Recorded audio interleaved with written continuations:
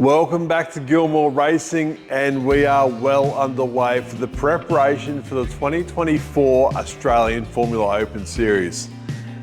We've been hard at work in the workshop on what was the number one car. We were the number one car for 2023 because we were the reigning champion. However, that's come to an end. Trent Greubel's won the championship. Congratulations to Trent, a well-deserved win for him. So we lose the number one and go back to our number 17 for this car. Now, in preparation for 2024, we have a driver announcement coming up pretty soon, but we need to get the car ready. We need to get on top of it. A lot of things are end of life kilometre wise.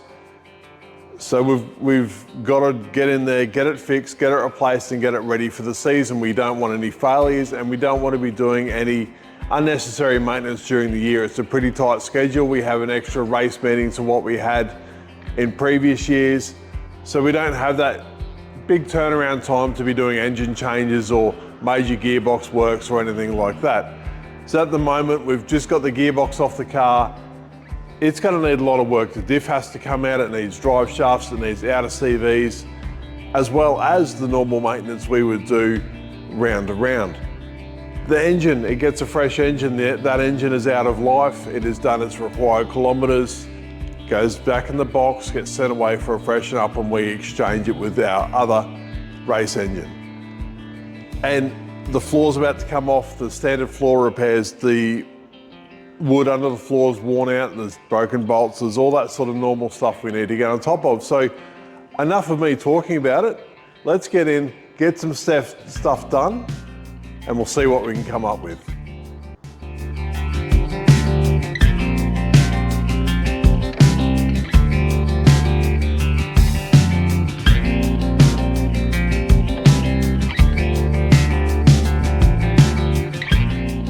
For those that watched the race prep last season will remember we had to do some major repairs to this part of the floor section. This is the largest single part of the floor section there is on the car. This is where the side pods mount to, the radiators are in here, and that's the center of the tub, about where the driver sits.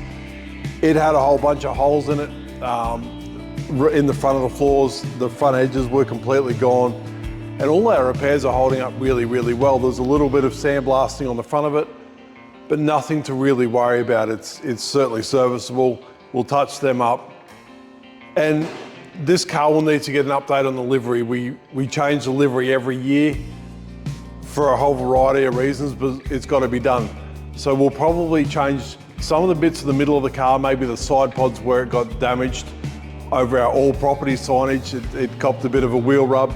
And this bit here will probably get repainted as well. It just works out well for the maintenance, and it's something we have to do and we have to repair. The main wood section for the floor, it's worn out. It's had a pretty good run, but it's actually lost its shape. The front edge is damaged, and it's got quite a bit of damage at the back section there. This is there as a consumable. It's the wear pad front of the car, and it protects all the carbon work and all the structural parts of the car. These do get damaged, they do wear out, it's what they're for. So we've got spare floors and we'll swap this out. The floor section is in a couple pieces, and there's another two sections behind this. Under the engine and under the gearbox, they're also worn out. So we'll have to do a complete floor section.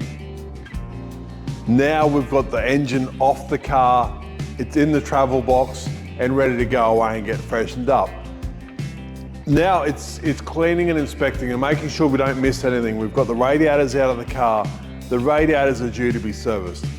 As far as servicing goes, it's a lot of inspecting, making sure everything's okay, a really good clean inside and outside, and remove the mesh, get rid of all the bugs and rubber and everything to build up inside the radiator. This can eventually rub through the radiator if it's left in there. It's really difficult to get out when it's fitted in the car, so now's the time to do it.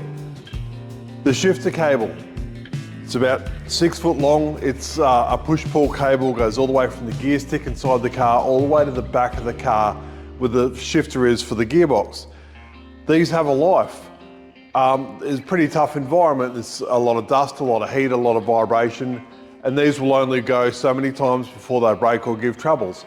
So preventative maintenance, throw this away, get another one, and then we don't have to worry about it. The usual array of broken stuff, broken exhaust brackets, it happens.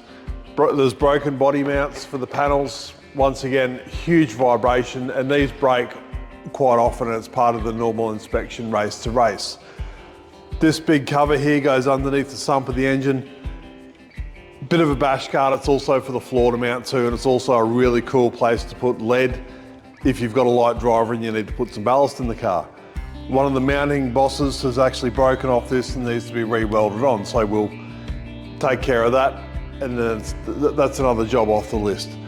But once this tub is cleaned up and we're happy with it, we can start assembly already. We can start putting this thing back together, getting it in one piece, and then we can focus all our attention on the back of the car, on the gearbox. We've got a lot of work to do on the gearbox and the diff area, and that will probably be the biggest part of this job. But that's it for this episode. Thanks for watching.